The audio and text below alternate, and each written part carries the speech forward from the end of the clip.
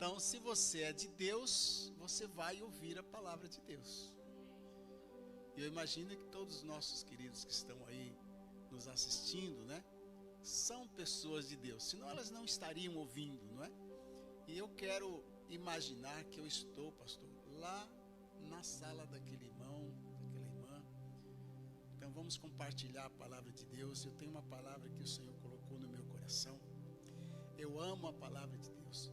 Para quem não sabe, eu sou novo no ambiente do André aqui, mas eu aprendi a ler na Bíblia, né? A Bíblia foi o primeiro livro e a primeira cartilha que eu tive. A minha mãe, saudosa memória, né? A minha mãe que me ensinou, vou colocar esse óculos aqui fica melhor, me ensinou a ler uma Bíblia numa linguagem bem antiga, onde Cafarnaum se escrevia com PH. A gente lia Cafarnaum. E eu me lembro, a minha mãe dizia, não é Cafarnaum, é Cafarnaum. Quando você encontrar o PH e o A, tem som de F. Maravilhoso isso, né? E eu quero ler com os irmãos Apocalipse, capítulo 19. Esse capítulo de Apocalipse, para mim, ele é extraordinário. Bom, o livro todo, a Bíblia toda, mas alguns capítulos parece que saltam mais aos nossos olhos. E alguns versículos, eles parecem que pulam diante dos nossos olhos.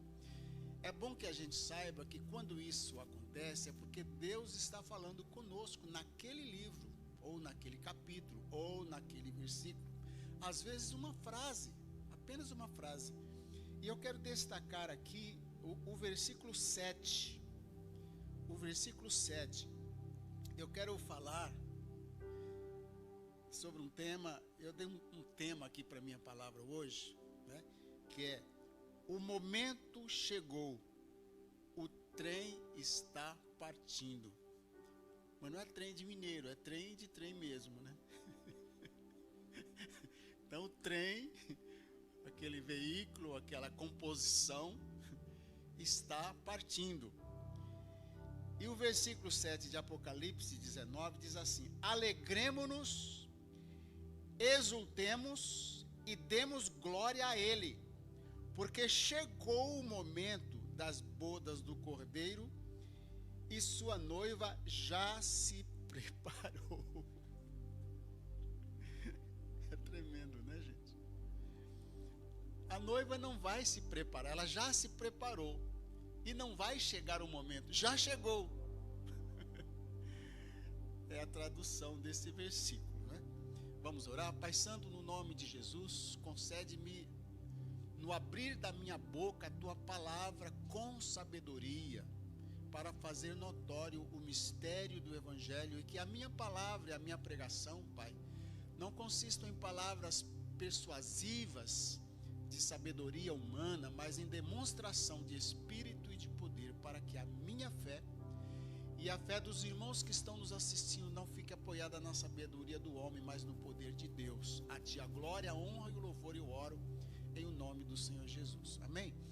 Quando nós lemos a Bíblia, nós encontramos várias parábolas que são contadas e metáforas acerca das coisas espirituais, que é uma maneira, né, que Jesus usou para nos falar das coisas desconhecidas para nós, né? Quando eu fiz seminário, lá na década de 80, eu li um livro, tive uma matéria chamada As 7 Leis do Ensino. Eu não lembro das 6, mas de uma eu me lembro. Nunca mais eu esqueci.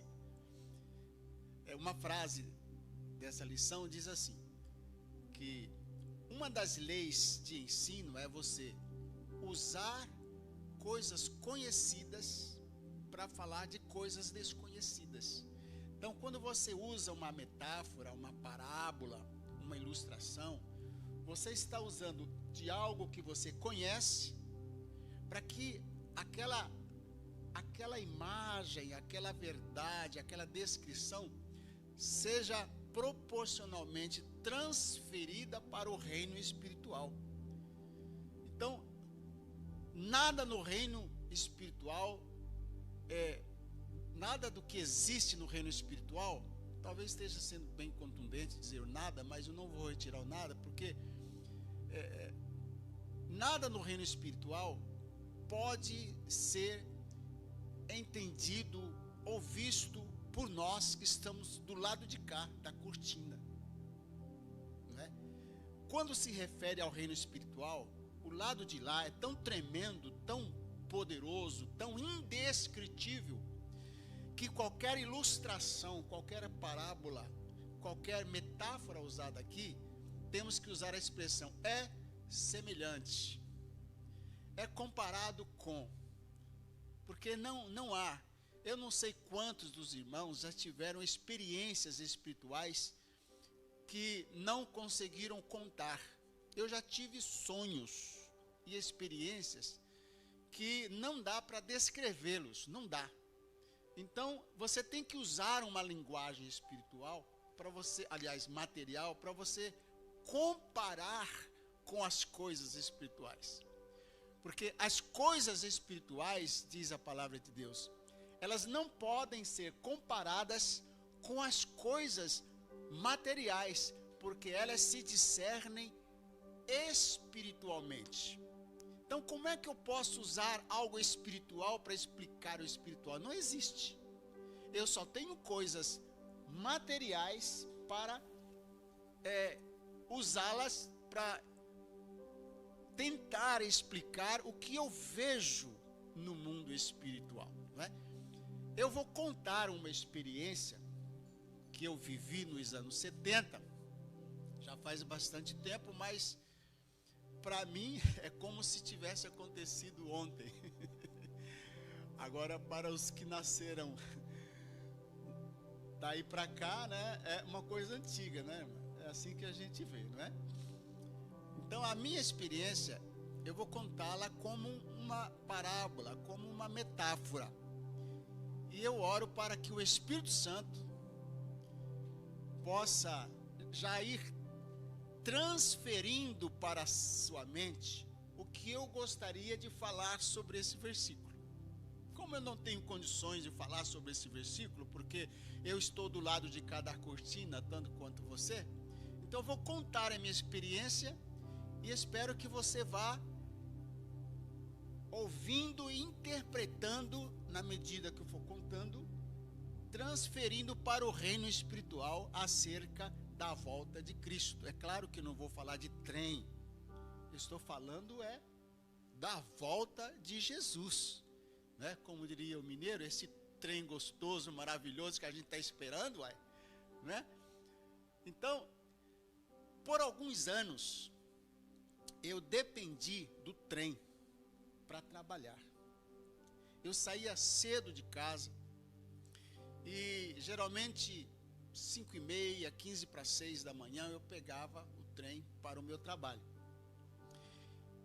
E nessa experiência eu observei algumas coisas que eu vou compartilhar aqui e peço que você vá aí traduzindo para o reino espiritual, porque acho que tem tudo a ver, né?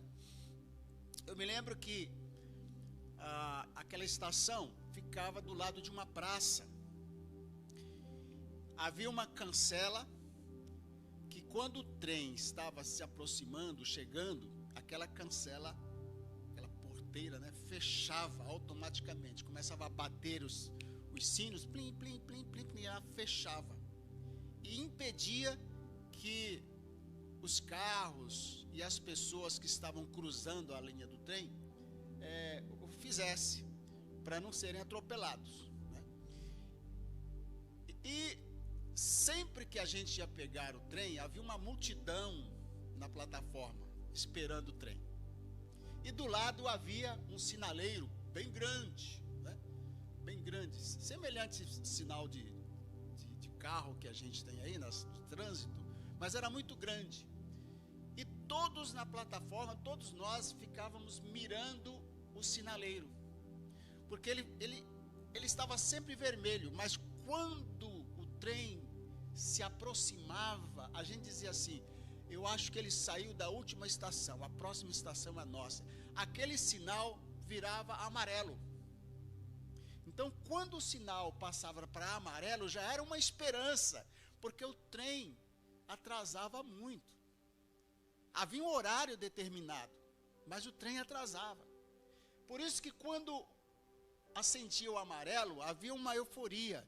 Todos já se preparavam, porque uns achavam que a porta ia parar aqui, outro a porta ia parar lá, e ele ficava por ali, porque assim que a porta abrisse, ele queria entrar logo no trem. E a euforia era maior ainda quando o sinal virava para verde. Então, quando acendia o verde, a gente tirava os olhos do sinal e olhava para a curva onde o trem aparecia. O trem está vindo.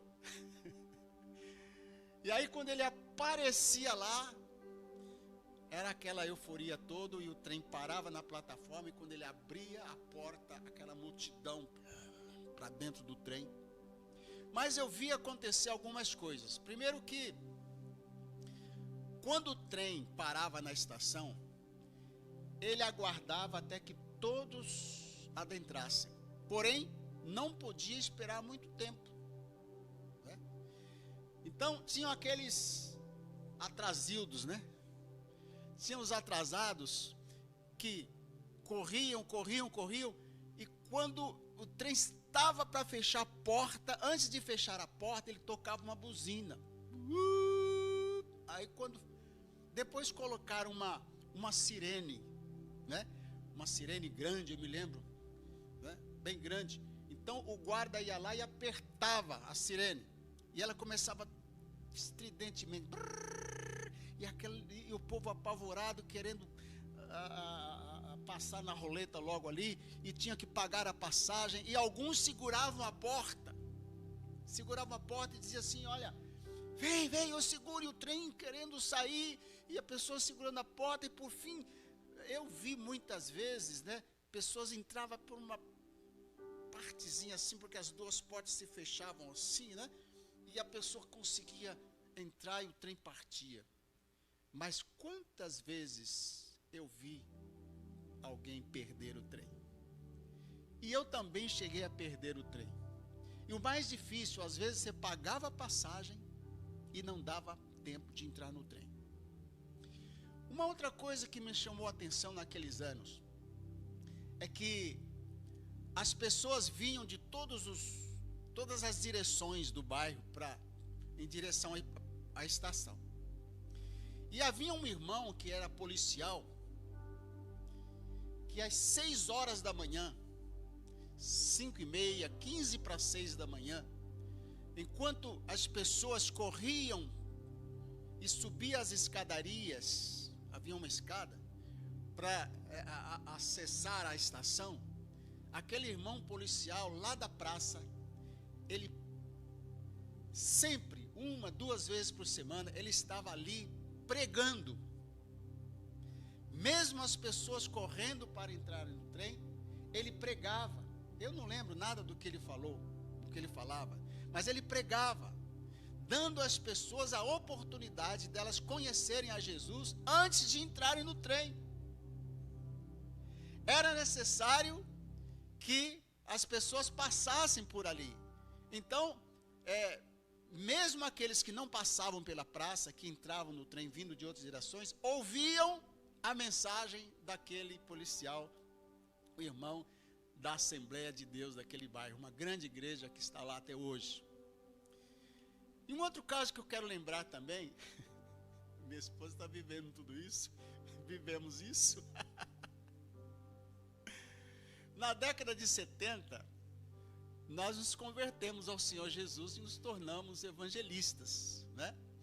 E nós tínhamos uma equipe de evangelismo, 10, 12 pessoas, 15 jovens, mais ou menos, na faixa dos 18, 20 anos, 22, 15, né? A gente tinha todo um esquema para participar daquele grupo, era um ministério sério. E nós viajávamos bastante para os bairros, para as cidades vizinhas, para atender as igrejas, para fazer culto ao ar livre, nas praças, nas esquinas, não somente nas praças, nas esquinas de ruas movimentadas. A gente parava e sempre que a gente ia pegar o trem, havia um membro desse grupo que morava no alto, no morro, bem em frente à estação. Havia um morro, né? Tem lá um morro, e ele morava exatamente naquele morro, na direção da estação, virado para a estação. E o nosso grupo, a gente sabia que o trem sempre atrasava.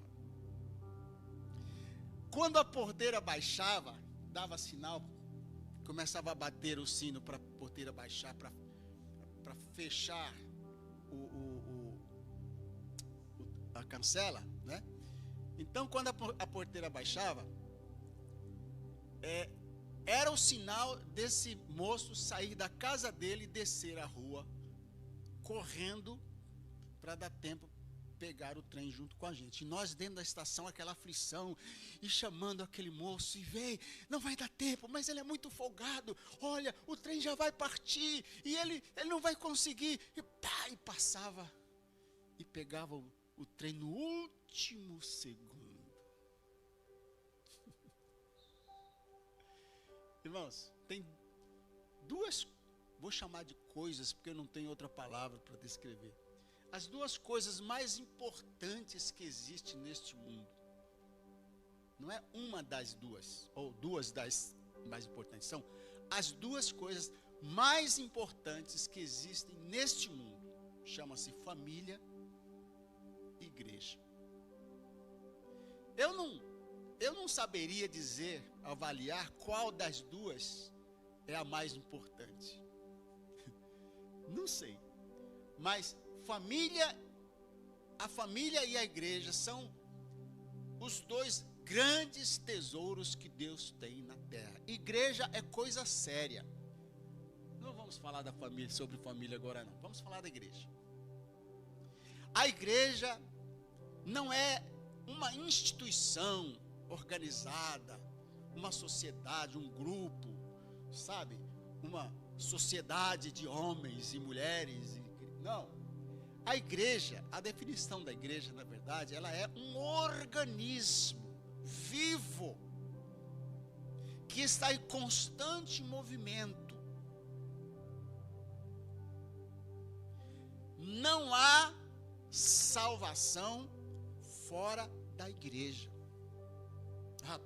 Peraí, não há salvação fora de Cristo.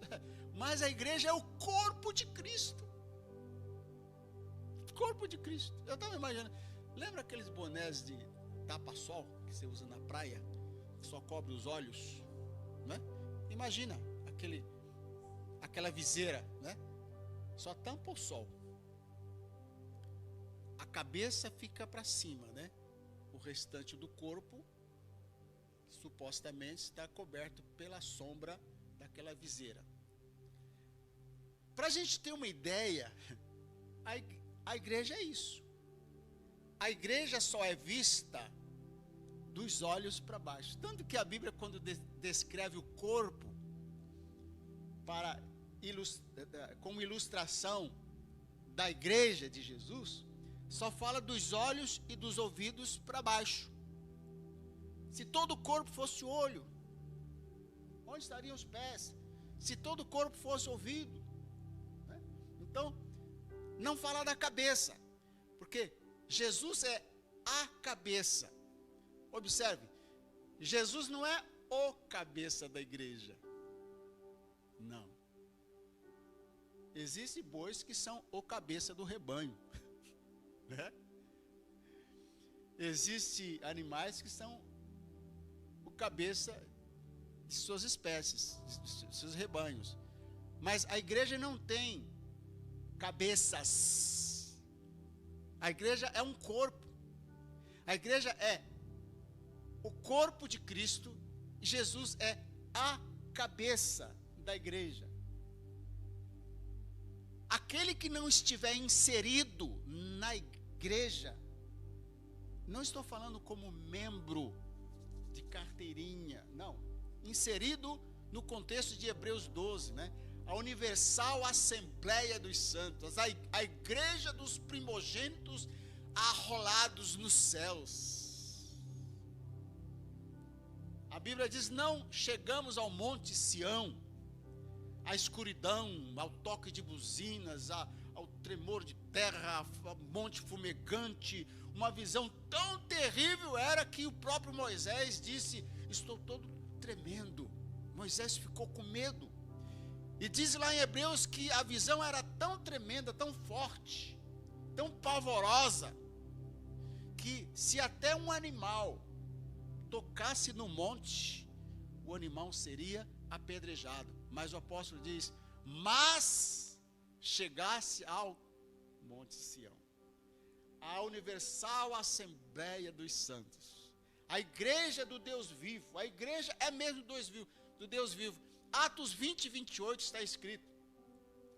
O apóstolo Paulo, falando com os líderes, ele disse: cuidai de vós mesmos e da igreja de Deus, a qual ele comprou com o seu próprio sangue.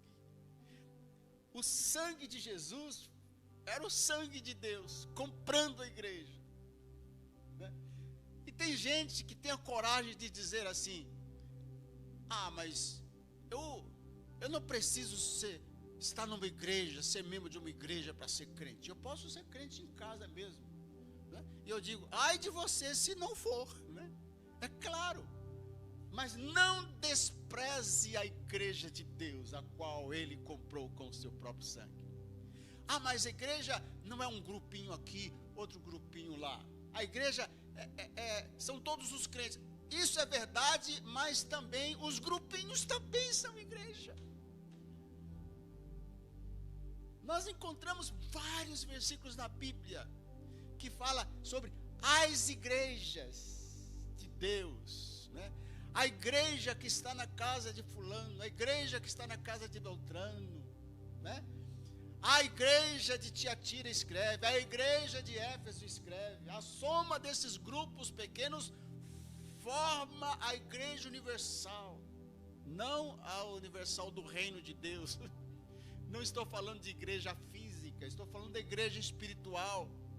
Há quem diga assim: mas a igreja verdadeira, ela é invisível. Eu discordo com isso. É invisível, ou são invisíveis os que já partiram, mas nós que estamos aqui, eu sou visível, eu sou de carne e osso. A igreja de Cristo é composta de carne e osso, não carne caída, pecaminosa. A palavra carne na Bíblia, quando se refere a carne, não está falando da nossa carne, mas é uma carne espiritual, é o corpo espiritual.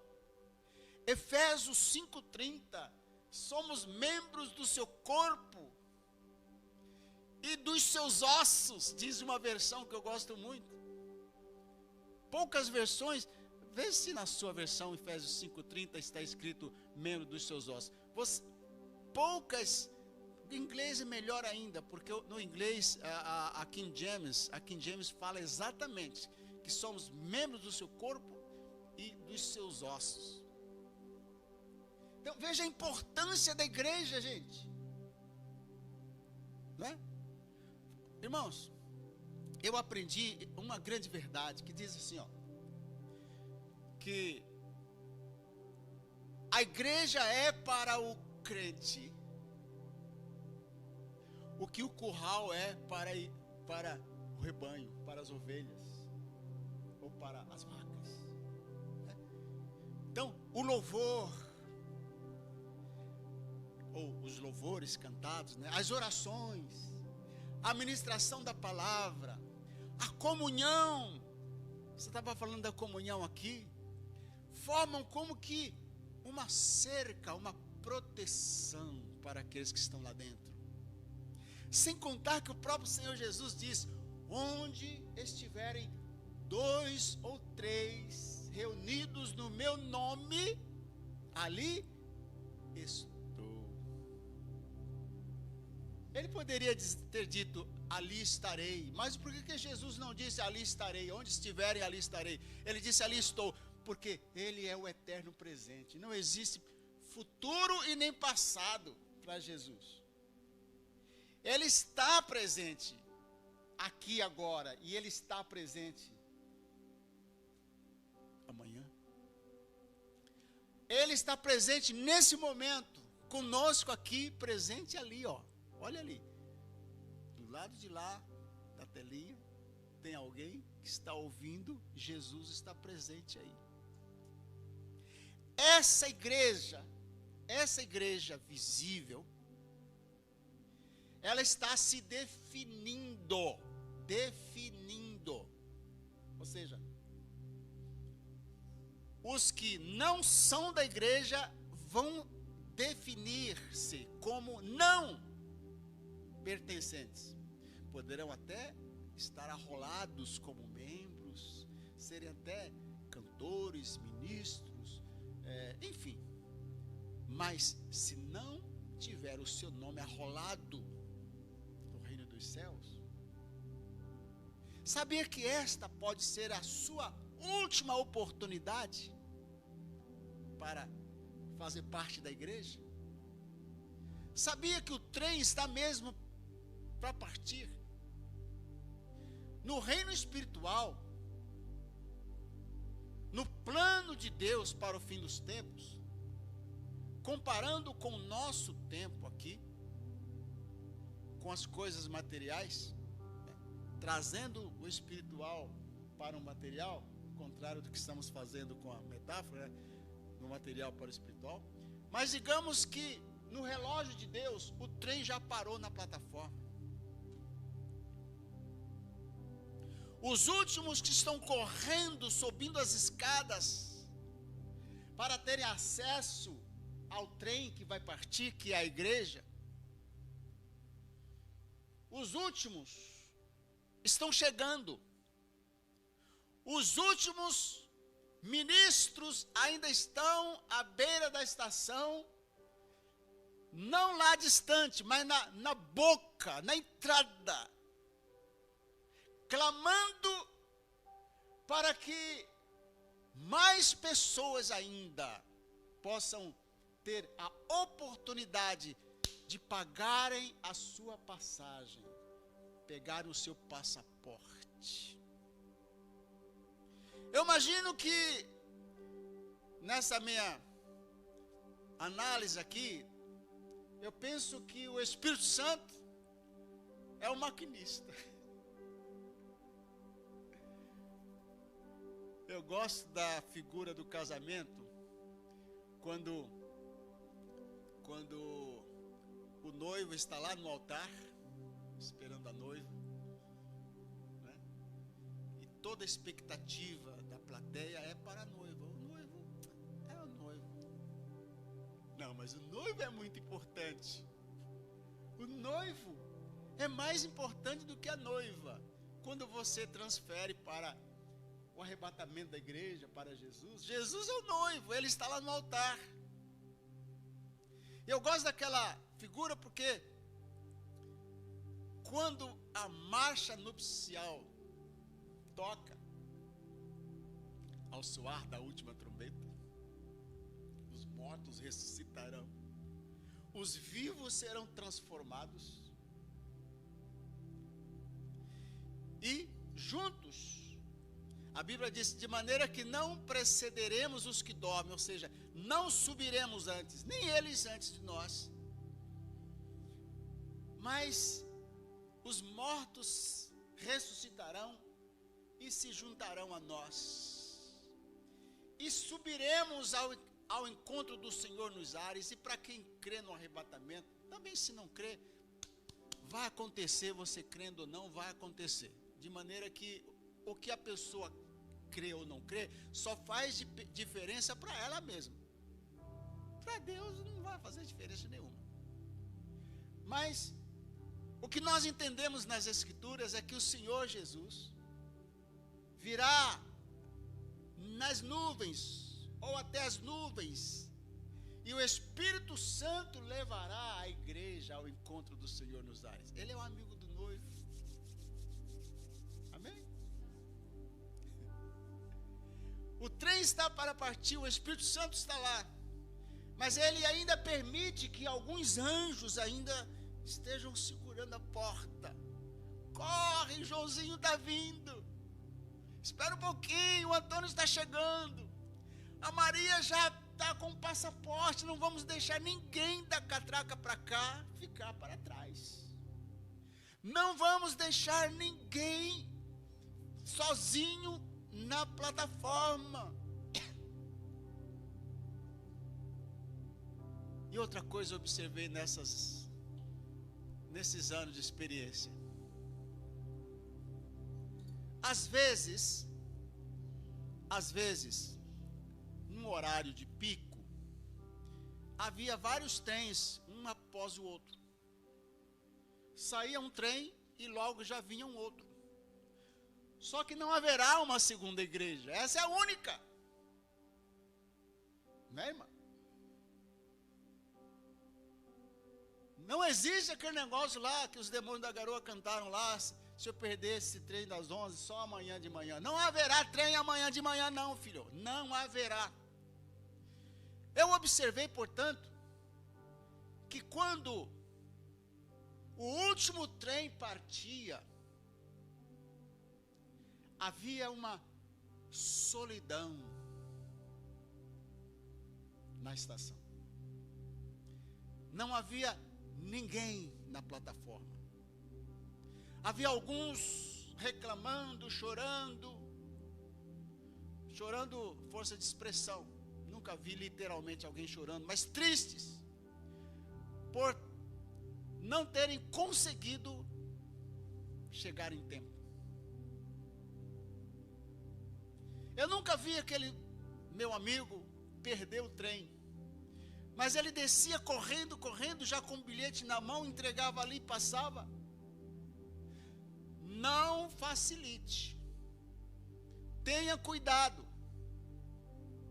Porque se você esperar para o último momento, pode ser que não dê tempo. Está escrito: hoje é o dia da salvação. Agora é o tempo da salvação. Eu gostaria de não terminar essa mensagem. Eu gostaria que ele voltasse agora, antes de terminarmos esse culto. Mas também penso que talvez seja esse o sentimento que Paulo teve. Tenho o desejo de partir e estar com Cristo, o que é incomparavelmente melhor, mas por amor aos escolhidos. É como se ele tivesse controle da vida dele, mas ele disse: prefiro ficar. Desejo mesmo partir, mas eu também já disse para o Senhor: Senhor, eu quero cumprir o meu turno, a minha volta, completar a minha volta. Estou falando daqueles corredores, né? Eu quero completar a minha volta. Porém, depois de haver cumprido o propósito para o qual o Senhor me permitiu nascer, Senhor, eu não quero ficar mais nem um segundo nesse mundo. Porque não há coisa mais preciosa do que estar na presença de Deus. Claro, não conhecemos nada de lá, a não ser o que está escrito. A mim parece que Deus ocultou dos nossos olhos a glória que os santos veem logo após a morte. Porque eu penso que se Deus não tivesse feito isso, talvez o número de suicidas aumentasse. Não que eu estou dizendo que o suicida vá para o céu ou vá para o inferno. Não, não é essa a questão. Mas eu imagino que se Deus não ocultasse dos nossos olhos, claro, fez isso por causa do pecado do homem, a glória seguida, logo após o nosso último suspiro aqui, eu acho que seria muito sério para a gente.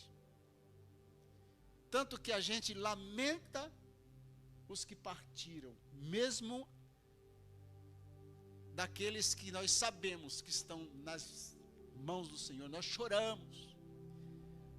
O pecado deixou esse legado para nós, essa tristeza, esse abatimento. Mas, se a gente conseguisse ver o que eu creio que esses irmãos veem logo após fechar os seus olhos aqui, a gente faria uma grande festa e desejaria ainda com mais fervor partir e estar com Cristo. De qualquer forma, meu irmão, minha irmã, o trem está partindo. Eu já não digo mais que o sinal está amarelo.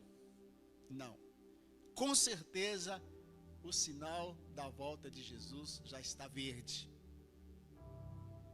Eu não digo, também não digo que ele ainda não surgiu na curva. Eu já posso ver a cabeça do trem aparecendo na curva. Eu já posso ver os últimos pregadores no caminho dos pecadores, fechando as suas Bíblias e dizendo: talvez essa seja a última oportunidade, a última mensagem. Eu já posso ver uma multidão de pessoas que não querem pegar esse trem e não vão pegar porque não querem.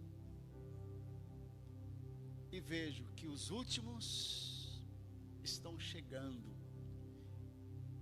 A minha oração é que isso seja verdade, sabe, pastor? O meu desejo é que isso seja verdade.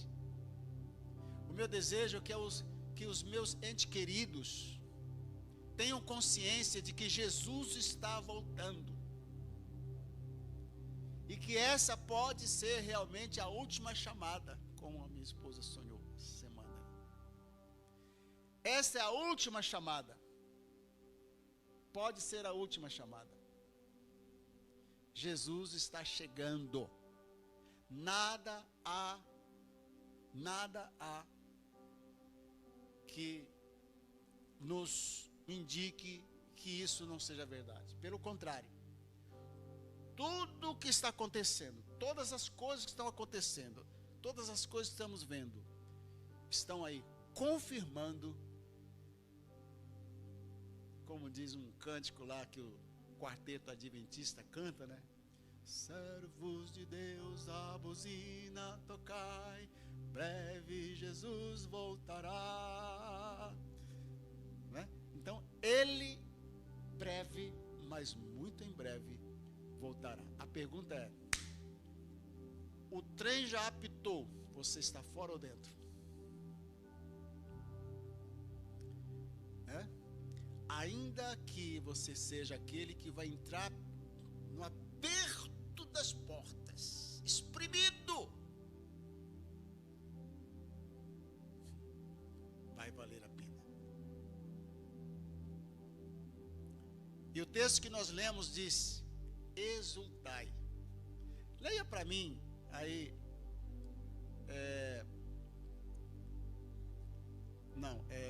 Lucas 21, 28, se não me falha a memória. Você pode ler para mim? Lucas 21, versículo 28. Deixa eu ver se é isso mesmo.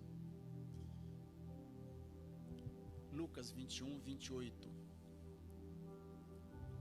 Quando começarem a acontecer estas coisas, levantem-se e ergam a cabeça, porque estará próxima a redenção de vocês. Viu? Quando essas coisas começarem a acontecer, e elas já começaram há muito tempo. Eu gosto da tradução que diz: levantai as vossas cabeças. Quando é que você levanta a cabeça? Hein, gente? Quando é que a gente levanta a cabeça? Quando a gente olha para cima. Quando a gente olha para cima. Né? Agora, nós não somos como peixes, né? Você já viu algum peixe levantar a cabeça? Você chega lá no aquário, joga comida, o peixe levanta a cabeça? Não. Mas eu tenho a impressão que os olhos dos peixinhos estão voltados para cima, esperando que alguma coisa vai cair lá de cima. Né? Vai cair. E quando você joga, eles... Né? Os nossos olhos, diz assim a palavra, pensai nas coisas que são lá de cima e não nas que são daqui de baixo. Levantai as vossas cabeças e exultai, porque quando vocês verem que essas coisas começaram a acontecer, é porque a vossa redenção está próxima. Eu quero orar por você. Sabe, pastor, quantas vezes eu fiz esse apelo na minha vida? E eu perguntava: quantos aqui já são crentes, mas tem medo que Jesus volte hoje? Acha que não estão preparados? Ah, Senhor, eu acho que eu vou ficar. É o seu caso? Vem aqui à frente. E quantas pessoas vão à frente? Esse é um tempo de definição. Você precisa decidir. Mas não apenas decidir, você tem que praticar o que você decidiu. Eu vou encerrar contando uma ilustração bem pequenininha. Diz que 5 peixinhos estavam numa folha, uma árvore qualquer, e debaixo passava um riozinho, né? Uma água corrente. E os 5 peixinhos ali, observando, de repente 3 deles decidiram saltar na água. Aí a pergunta é: quantos sapinhos ficaram na folha? 5 estavam ali, 3 decidiram saltar. Quantos ficaram? Você é levado a pensar: bom, se 3 decidiram saltar, então ficaram 2. Não. A resposta é: eles apenas decidiram, eles não saltaram. Esse é o tempo de você fazer algo além de decidir. Eu decidi ir à igreja hoje, mas não vai. Eu decidi pôr a minha vida em ordem, mas não põe. Eu decidi pagar as minhas dívidas, mas não paga, não começa. Eu decidi casar, mas não casa. Eu decidi ser discípulo de Jesus para valer. Então comece. Deixando as coisas que para trás ficam, prossigamos para o alvo, para o prêmio da soberana vocação em Cristo Jesus. Não decida, faça. Rompa essa barreira do eu vou fazer. Está chegando ao final do ano, quantas promessas? O ano que vem eu vou fazer isso, vou fazer aquilo. Alguém me perguntou: qual é o seu plano para o próximo ano? Eu disse: continuar fazendo, concluir o que eu comecei. Não há nada novo? Eu disse: não tenho nada novo, eu só tenho que concluir o que eu comecei muitos anos atrás. Eu não tenho nada novo, eu só tenho que concluir. Eu tenho que concluir passados, eu tenho que concluir obras, concluir projetos. Eu tenho que saltar, sair da folha. E espero que você faça o mesmo. Decida e salte agora. Vamos fazer de conta que nenhum de nós conhece a Jesus e que ouvimos pela primeira vez a palavra agora. E vamos orar. Eu oro aqui, vocês aceitam Jesus? Vamos incentivar aquele que está do lado de lá. Vamos ajudá-los. Com toda a reverência, levante uma das suas mãos, se for possível. Diga: meu Deus e meu Pai, ouvi a tua palavra e temi.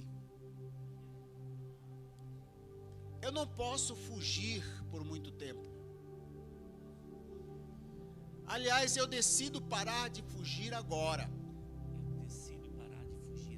E trago a minha vida perante a tua face. E te peço, meu Senhor, sonda o meu coração. Vê se há em mim algum caminho mau. E me guie pelo caminho eterno. Eu quero entrar nesse trem. Não quero ficar para trás. Me ajude. Me fortaleça. Perdoa os meus pecados. Estou determinado que a partir de agora a minha vida não será mais a mesma. A minha vida não será mais a mesma. Porque eu vou entrar para a igreja. Eu vou entrar nesse trem. Vou embarcar nesse trem. E vou seguir adiante. Em nome de Jesus. Amém. Que o Senhor te abençoe, meu irmão, minha irmã, nessa sua decisão. O Senhor é a tua força. Ele livrará os teus pés do laço do passarinheiro e da peste perniciosa. Ele te cobrirá com as suas penas. Debaixo das suas asas estarás seguro. O Senhor é a tua força, a tua direita. De dia não te molestará o sol. Não te molestará o sol, nem de noite a lua. Deus te abençoe. Em nome de Jesus. Amém, pastor?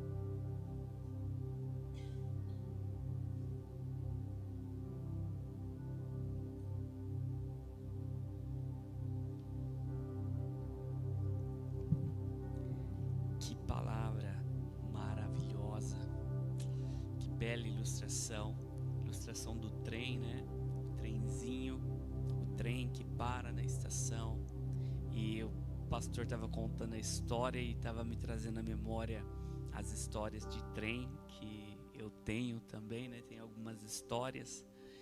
E me levou realmente a um passado quando a gente via o trem chegando, as pessoas correndo, entrando, uns ficavam para fora, outros ficavam nervosos, outros ficavam bravos. E é bem assim, a nossa vida, ela é passageira. Jesus, Ele está voltando para buscar a sua igreja. E você que ainda não abandonou o pecado, você que não abandonou a vontade, o que o pecado tem sido mais forte que você, eu convido você a abandonar o pecado. Convido você a entregar a sua vida para Jesus, assim como o pastor já orou. E se renda aos pés do Senhor. Ele está voltando. Queridos, eu sempre conto um testemunho que se tivesse alguma coisa melhor do que estar na presença do Senhor, eu estaria fazendo isso agora. Mas não existe coisa melhor. Não existe nada melhor do que estar do lado do Senhor.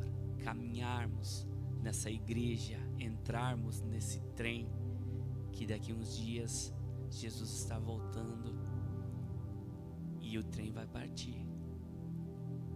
Entregue a sua vida, querido. Não perca mais tempo. Você que está escutando agora, você que vai escutar amanhã, você vai escutar daqui um ano. Entregue sua vida a Jesus. Confia nele. E o resto, o mais, coisa que você não pode fazer, Ele vai fazer por você. Amém.